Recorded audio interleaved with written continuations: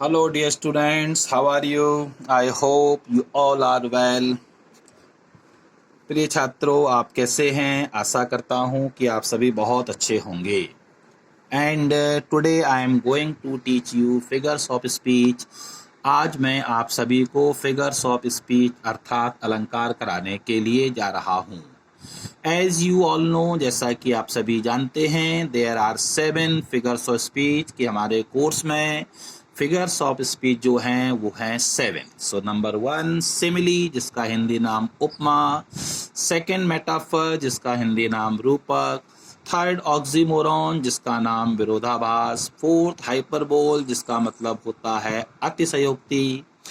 Fifth है ओनोमाटोपोइया, जिसका अर्थ होता है ध्वनि सूचक। सिक्स है पर्सोनिफिकेशन, जिसका मतलब होता है मानवीयकरण।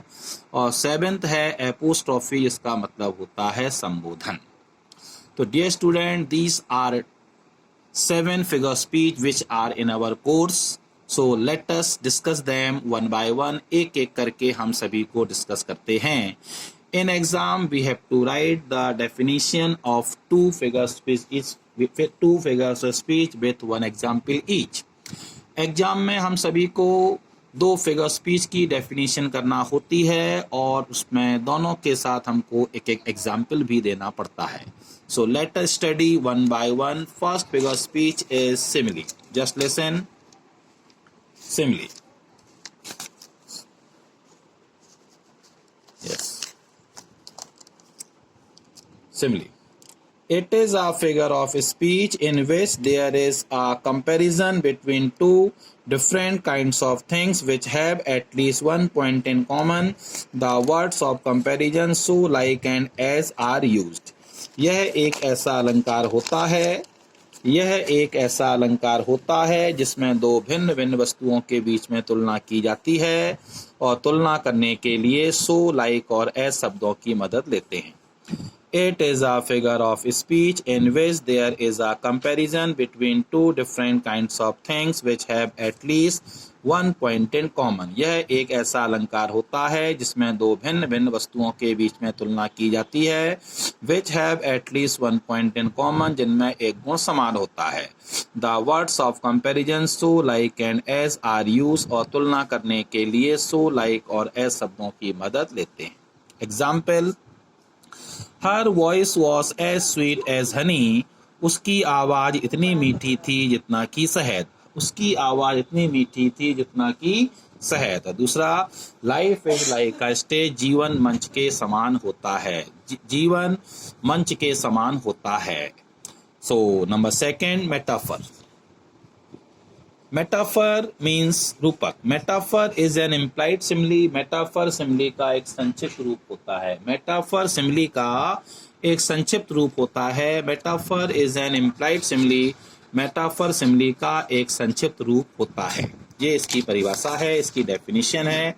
Example: life is a stage, जीवन एक मंच है। जीवन एक मंच है और जीवन की तुलना मन से की गई है। Camel is the ship of the desert, और जो ऊंट है वह रेगिस्तान का जहाज होता है। ऊंट रेगिस्तान का जहाज होता है। Camel is the ship of desert. तो मेटाफर का मतलब होता है रूपक। यहाँ पर दो भिन्न भिन्न वस्तुओं की आपस में तुलना करते हैं जिनमें एक गुण समान होता है और तुलना करने के लिए सो, लाइक, एज की मदद नहीं लेते हैं। ये भी एक डेफिनेशन होती है, but easy definition is metaphor is an implied simile. Metaphor simile का एक संक्षिप्त रूप होता है और जिसका मीनिंग है लाइफ इज अ स्टेज, जीवन एक मंच है। Camel is the ship of the desert, ऊंट जो है वह रेगिस्तान का जहाज होता है। ऊंट की तुलना रेगिस्तान से और जीवन की तुलना मंच से की गई है। Now let us move forward to the figure speech number 3। अब हम फिगर स्पीच नंबर 3 की ओर पढ़ते हैं, जिसका नाम है ऑक्सीमोरॉन अर्थात विरोधाभास। It is a figure of speech in which there is an association of two words which have opposite meanings. यह एक ऐसा अलंकार होता है जिसमें ऐसे दो शब्दों का एक समूह पाया जाता है जिसका आपस में मीनिंग अपोजिट होता है। It is a figure of speech, यह एक ऐसा अलंकार होता है जिसमें ऐसे दो शब्दों का समूह पाया जाता है जिनका आपस में मीनिंग अपोजिट होता है। For example, she is regularly irregular, वह नियमित रूप से अनियमित है। रेगुलर का opposite irregular. She is regularly irregular अर्थात वह नियमित रूप से अनुपस्थित रहती है। It is an open secret, यह एक खुला रहस्य है। बिकॉज ओपन सीक्रेट कभी ओपन नहीं होता है और जो ओपन हो जाता है फिर वो सीक्रेट नहीं रहता है। So dear student, today we have done 3 figure speech and tomorrow we will do the rest 4 figure speech. कल हम बचे हुए 4 figure speech को करेंगे। Please write these figure speech in your notebook and learn them and learn their definitions with the help of examples. Have a nice day. Bye bye.